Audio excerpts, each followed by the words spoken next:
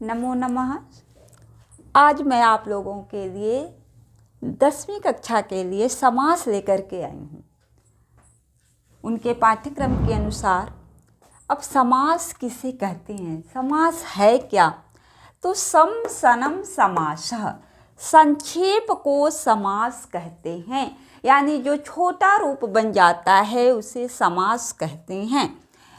अब ये संक्षेप बनता कैसे है, छोटा रूप होता कैसे है?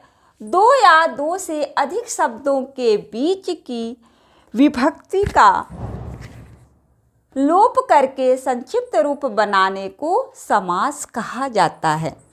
यानी दो या दो से अधिक शब्दों के बीच की विभक्ति का जब लोप हो जाता है तो उसे समास कहते हैं। जैसे शास्त्र निपुणः, शास्त्रे निपुणः, शास्त्र में निपुण। यहाँ विभक्ति का लोप हो गया है, यहाँ विभक्ति नहीं है तो ये समस्त पद बन गया, समास बन गया। और ये विग्रह हो गया, दो शब्दों को अलग अलग हो गया। शास्त्र, यहाँ विभक्ति दिख रहा है, शास्त्रे निपुण, शास्त्र में निपुण। अब समास में दो प्रक्रियाएं होती हैं। कौन कौन सी प्रक्रिया होती है? एक तो समस्त पद बनता है और दूसरा समास विग्रह होता है। समस्त पद क्या है?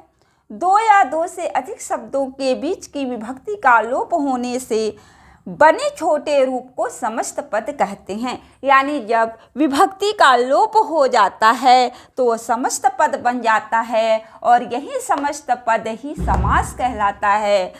और समास विग्रह, जब हम समस्त पद को पुनः अलग करके विभक्ति सहित लिखने को ही समास विग्रह कहते हैं। जब यानी जो है यहाँ विभक्ति का लोप हो जाता है तो वह समस्त पद बन जाता है। जब हमें विभक्ति दिखाई देती है, हम विभक्ति को लिख देते हैं तो वह समास विग्रह बन जाता है। अब हम पढ़ेंगे समास के भेद। समास के भेद क्या क्या हैं, कौन से समास के भेद हैं? तो सर्वप्रथम 4 भेद माने गए हैं समास के। पहला है अव्ययीभाव समास, दूसरा है तत्पुरुष समास, तीसरा है द्वंद्व समास, चौथा है बहुब्रीहि समास और 2 भेद जो है तत्पुरुष के उपभेद माने गए हैं, तो कर्मधारय और द्विगु। अव्ययीभाव समास में पहला पद अव्यय होगा या तो उपसर्ग होगा। तत्पुरुष समास में कारक के सभी चिन्ह आते हैं। द्वंद्व समास में च आता है। बहुब्रीहि समास में एक नया ही अर्थ निकल कर के सामने आता है। कर्मधारय समास में विशेष से विशेषण, उपमान और उपमेय होता है। द्विगु समास में संख्यावाची द्विगु समास, यानी जहाँ संख्या शब्द आ जाए वहाँ द्विगु समास होता है। अब हम अलग अलग पढ़ते हैं। अब इसमें आपके जो पाठ्यक्रम में है वो है अनु,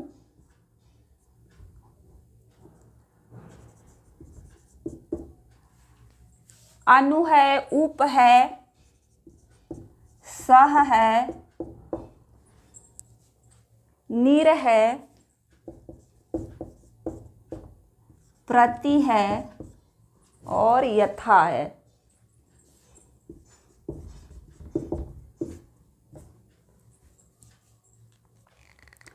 अव्ययीभाव समास में क्या होता है? पहला पद जो होगा, पूर्व पद जो होगा वो अव्यय होता है। पहला पद क्या होगा? अव्यय होगा।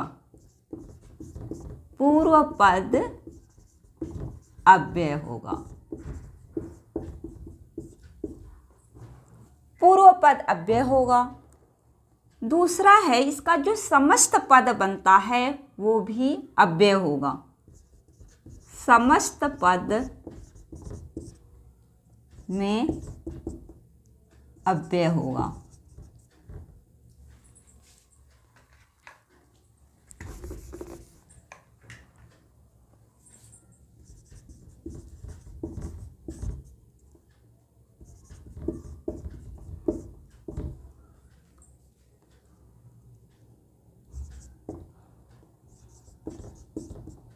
पूर्व पद में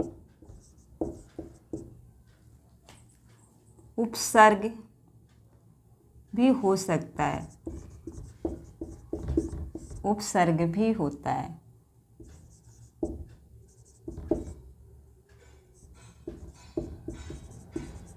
यानी या तो अव्यय रहेगा या तो उपसर्ग रहेगा। जो संस्कृत में पर, प्रा, सम, अनु, उप जो है 22 उपसर्ग हैं, तो या तो उपसर्ग भी हो सकता है या अव्यय हो सकता है। अब इसके हम जो है उदाहरण देखते हैं। हमें पढ़ना क्या है? अनु पढ़ना है, उप पढ़ना है, सह पढ़ना है, निर, प्रति और यथा। तो हम एक एक पढ़ते हैं। हम अनु का उदाहरण लेते हैं। अनु क्या है? अनु, अनु का मतलब होता है पीछे। अनु का मतलब होता है पीछे। इसको हम पश्चात के अर्थ में भी लेते हैं। पश्चात, पश्चात मतलब भी पीछे होता है और अनु मतलब भी पीछे होता है। जैसे उदाहरण हो गया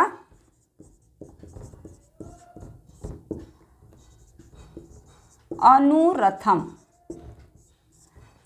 अनुरथम। अब इसका हमें क्या करना है कि जो रथम, जो दूसरा पद है, जो दूसरा पद है उसमें षष्ठी विभक्ति का रूप लिखना है एक वचन में। षष्ठी विभक्ति एक वचन में, तो यहाँ क्या हो जाएगा? रथम के स्थान पर क्या हो जाएगा? रथस्य, रथस्य। अब अनु के जगह हमें क्या लिखना है? पश्चात।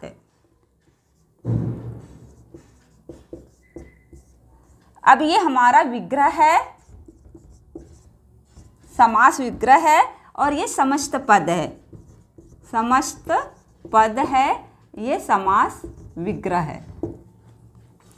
अनुरथम, यह अव्ययीभाव समास है। इसमें देखते हैं अव्ययीभाव समास कैसे हो रहा है। अनु, अनु क्या है? उपसर्ग है, तो अनु उपसर्ग है। रथम, तो इसको ही अब समस्त जो पद बना है, अनुरथम शब्द बन गया, ये भी अव्यय शब्द एक बन गया है। तो रथस्य पश्चात इसका हमारा क्या हुआ? विग्रह। इसमें हम रथम दूसरा पद जो रहेगा उसमें षष्ठी विभक्ति लिखेंगे, और अनु के जगह अनु नहीं लिखना है, अनु के जगह पश्चात लिखना है, रथस्य पश्चात। अब दूसरा उदाहरण हम लेते हैं, जैसे अनु विष्णु, अनु विष्णु, अनु विष्णु। अब हमें क्या करना है? विष्णु शब्द में षष्ठी विभक्ति का रूप लिखना है, और जो है अनु के स्थान पर क्या लिख देंगे? पश्चात। तो क्या हो जाएगा? विष्णु पश्चात। इस तरीके से होगा। अनु का अर्थ एकदम अच्छी तरीके से याद कर लीजिए कि अनु का मतलब जहाँ अनु शब्द आ जाएगा वहाँ हमें क्या लिखना है? पश्चात लिखना है। अनु के जगह क्या लिखना है? पश्चात लिखना है। अब हमने अनु पढ़ लिया, अनु के जगह क्या मैं बताई हूँ? पश्चात करना है। अब उप, उप पढ़ते हैं। उप का मतलब होता है, क्या होगा? उप का मतलब होता है समीप। उप का मतलब क्या होता है? समीप, सामीप्य।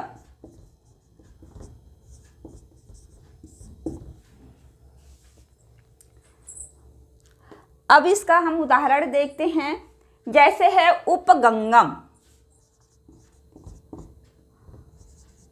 उपगंगम।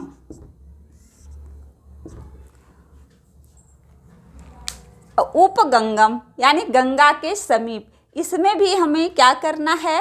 षष्ठी विभक्ति का ही रूप लिखेंगे। गंगम जो दूसरा है, दूसरा क्या है? गंगम शब्द है। अब गंगम का षष्ठी विभक्ति में क्या आएगा? गंगायाः।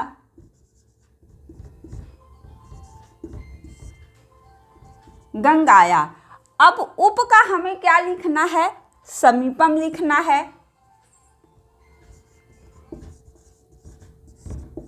समीपम।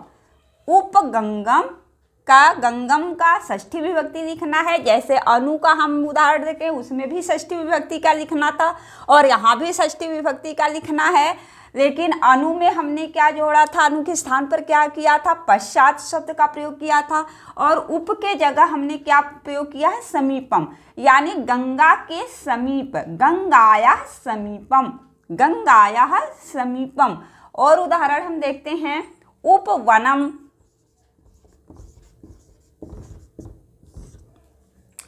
उपवनम वन शब्द है जो है, तो वनस्य, वनस्य उप के स्थान पर क्या आ जाएगा? समीपम। अगला उदाहरण,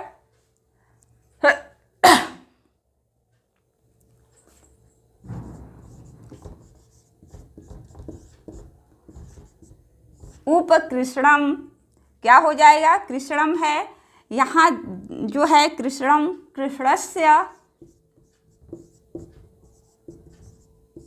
समीपम। अगला उदाहरण, उपगुरु, उपगुरु, गुरोः समीपम, गुरोः समीपम। उपनगरम, नगरस्य समीपम। इसमें हमें क्या जोड़ना है? इसमें सब में षष्ठी विभक्ति का प्रयोग करना है। षष्ठी विभक्ति एक वचन, एक वचन, षष्ठी विभक्ति एक वचन, यानी जहाँ जो हमारा दूसरा पद है, दूसरा शब्द है, इसमें षष्ठी विभक्ति एक वचन का रूप लिखना है। जहाँ भी उप शब्द आए वहाँ उप के स्थान पर हमें समीपम शब्द लिखना है। उप मतलब समीप। तो हम जब विग्रह करेंगे तो यहाँ उप नहीं लिखना है, यहाँ हमें क्या लिखना है? समीपम लिखना है। और आप यदि समस्त पद, समस्त विग्रह आता है, समास विग्रह आता है, आपको गंगाया समीपम आ गया, वनस्य समीपम आ गया, तो आप गंगाया में, वनस्य में, कृष्णस्य में, इसमें द्वितीय विभक्ति का रूप लिख दीजिए और इसमें जो है यहाँ समीप के जगह उप का प्रयोग करना है आपको। तो उप पहले आ जाएगा, जैसे उपगंगम, तो यहाँ उप पहले आ जाएगा और गंगाया, गंगम जो है बाद में आ जाएगा। जब हम विग्रह करेंगे तो उप जो है हमारा बाद में जा रहा है। उप का मतलब समीपम, गंगा के समीप, वन के समीप, कृष्ण के समीप, गुरु के समीप, नगर के समीप। लिख लीजिए सभी लोग। अब हमारा अगला है सह। तीसरा हमारा क्या है? सह। सह जहाँ आ जाए वहाँ हमें स का प्रयोग करना है, यानी सह के स्थान में क्या प्रयोग करना है? स का प्रयोग करना है। जैसे आ गया सचक्रम, सचक्रम यानी चक्र के साथ, चक्र के साथ। यहाँ भी षष्ठी विभक्ति आ रहा है पर षष्ठी यहाँ नहीं होगा क्योंकि सह आ गया है। जहाँ सह शब्द आता है वहाँ उसके साथ तृतीय विभक्ति का प्रयोग होता है, तो इसीलिए चक्रम मतलब अर्थ तो होगा चक्र के साथ, लेकिन यहाँ हमें षष्ठी विभक्ति का रूप नहीं लगाना है, यहाँ जो है तृतीय विभक्ति का रूप लगाना है। तो चक्रम में जो है, चक्र जो शब्द है उसमें तृतीय एक वचन का लगाएंगे, तो क्या हो जाएगा हमारा? चक्रेण।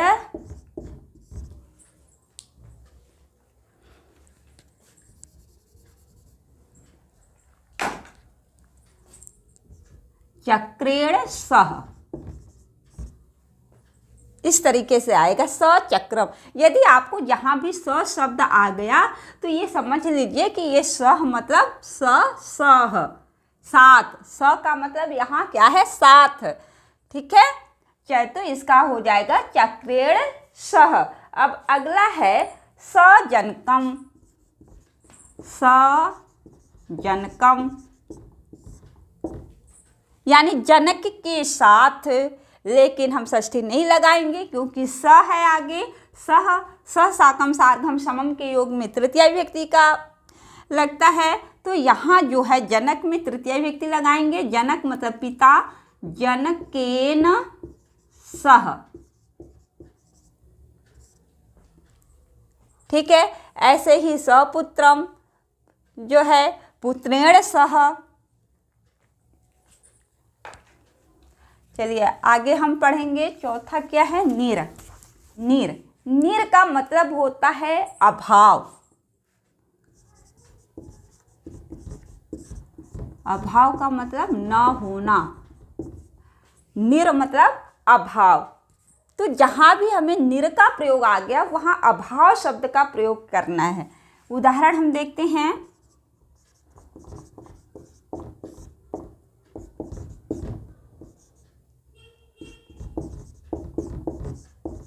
निर्मक्षिकम, निर्मक्षिकम, इसमें कौन सा उपसर्ग है? निर उपसर्ग है।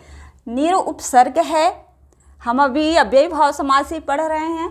निर उपसर्ग है निर्मक्षिकम, तो यहाँ क्या रहेगा? मक्षिकाणाम अभाव, यानी निर के स्थान पर हमें अभाव शब्द का रूप लिखना, अभाव लिखना है।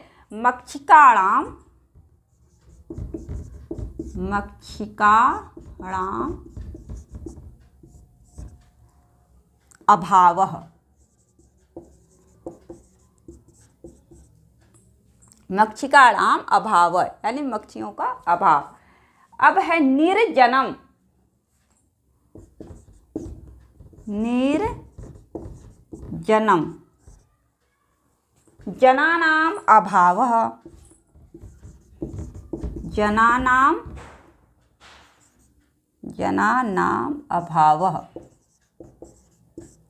ये अभाव कहाँ से आया? निर शब्द से आया अभाव, यानी निर के स्थान पर हमें क्या लिखना है? अभाव लिखना है। ऐसे ही निर्मूलम, निर्मूलम, मूलस्य अभावः, जड़ का अभाव, मूलस्य अभावः। अब आगे है निर्विघ्नम, निर्विघ्नम, विघ्नानाम अभावः,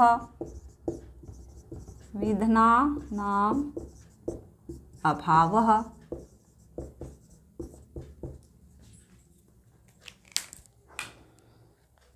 ऐसे ही निर्द्वंद्वम, द्वंद्वानाम अभावः, यानी इसमें क्या हमें याद करना है कि निर का मतलब होता है अभाव। निर का मतलब क्या होता है? अभाव। जहाँ भी निर शब्द का प्रयोग आया वहाँ हमें अभाव शब्द का प्रयोग करना है। षष्ठी विभक्ति का रूप लिखना है। अगर बहुवचन में है तो हम बहुवचन में लिखेंगे, एक वचन में है तो एक वचन में लिखेंगे जो है।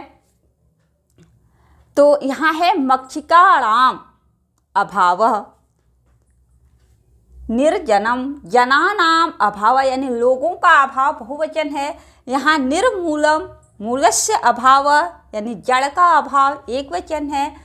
विघ्नानाम बहुवचन है, अभावः। तो इस तरीके से आप समझ लीजिए कि निर में आपको क्या समझना, बस निर में अभाव का प्रयोग होता है। जहाँ भी निर आए वहाँ अभाव आपको लिखना है।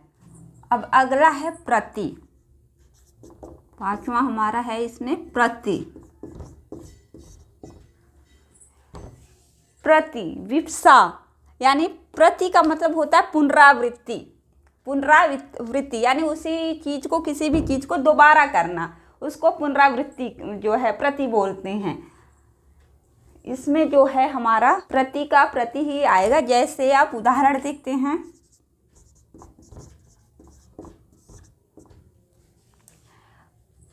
प्रतिगृहम,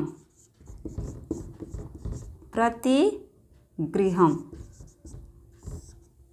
इसका क्या होगा?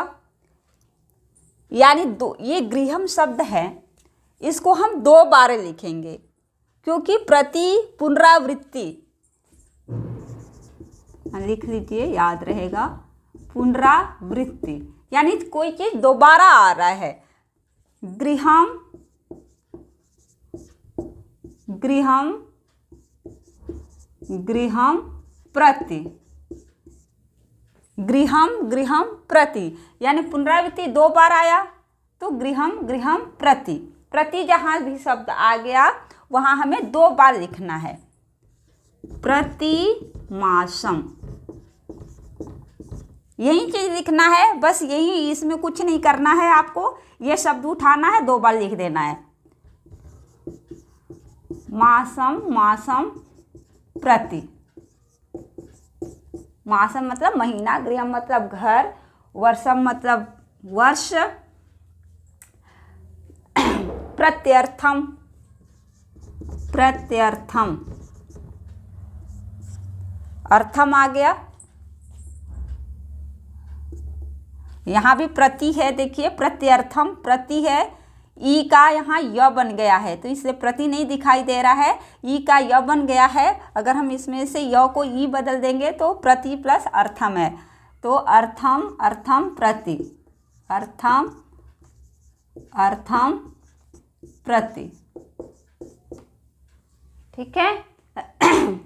प्रति देहें, देहम, देहें, देहें, प्रति देहें, देह मतलब शरीर, तो इसका देहे, देहे, देहे, देहे।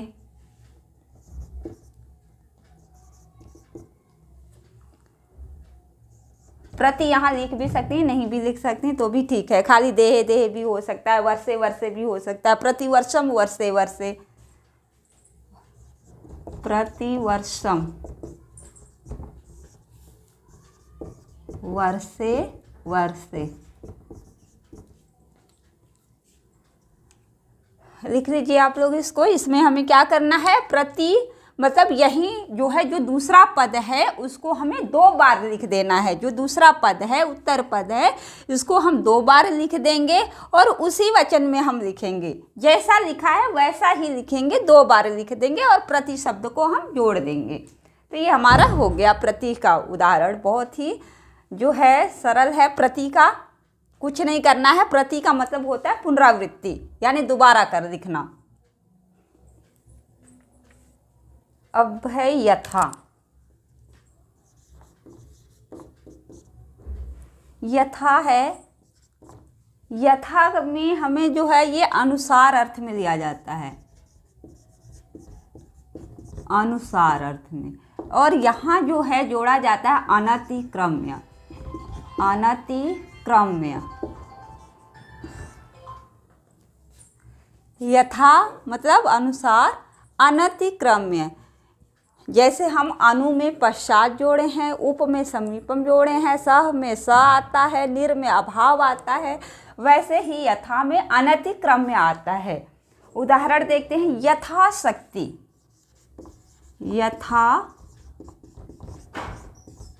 यथाशक्ति में जो है आएगा शक्तिम, शक्तिम अनतिक्रम्य। क्या हमें लिखना है, अनतिक्रम्य। अनतिक्रम्य मतलब अनुसार, यानी शक्ति के अनुसार। यहाँ जो है द्वितीय व्यक्ति का प्रयोग लगेगा। अगला उदाहरण है यथेक्षम।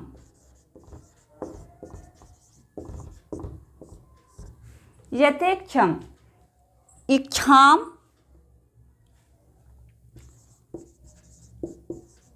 इच्छाम अनतिक्रम्य।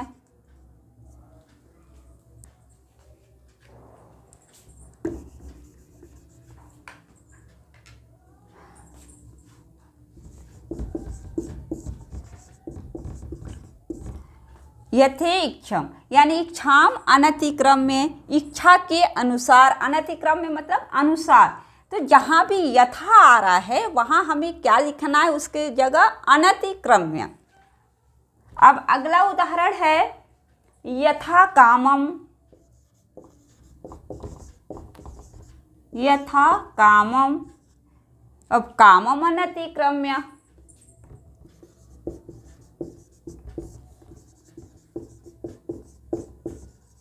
अनतिक्रम्य। अब अगला उदाहरण है यथा कालम। यथा कालम, कालम अनतिक्रम्य। कालम,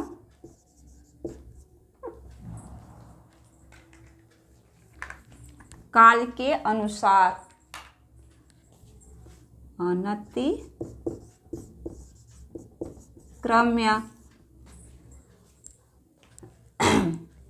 यथा समयम। यथा समयम यानी समय के अनुसार, समयम समयम अनतिक्रम्य, अनतिक्रम्य। यथाशक्ति यानी शक्ति के अनुसार। तो हमें क्या लिखना है, बस यहाँ द्वितीय व्यक्ति का प्रयोग करना है। शक्तिम अनतिक्रम, इच्छाम अनतिक्रम, अनतिक्रम्य मतलब अनुसार, यथा मतलब अनुसार। तो हमें यथा की जगह क्या जोड़ देना है, अनतिक्रम्य। यथा की जगह क्या जोड़ देना है, अनतिक्रम्य। तो आज मैं जो आपके पाठ्यक्रम में है अनु उप सह निर प्रति यथा, ये आपके 2023 के पाठ्यक्रम के अनुसार जो है यही है, व्ययभाव समास में आपको पढ़ना है। तो आपको मैं उम्मीद करती हूँ कि आपको समझ में आ गया होगा। सभी लोग इसको अच्छे से, एक बार में नहीं समझ में आता है, 2 बार वीडियो देखिएगा, 3 बार वीडियो देखिएगा। अगर आपको अच्छा लगता है तो आप सब्सक्राइब करना नहीं भूलिएगा। धन्यवाद।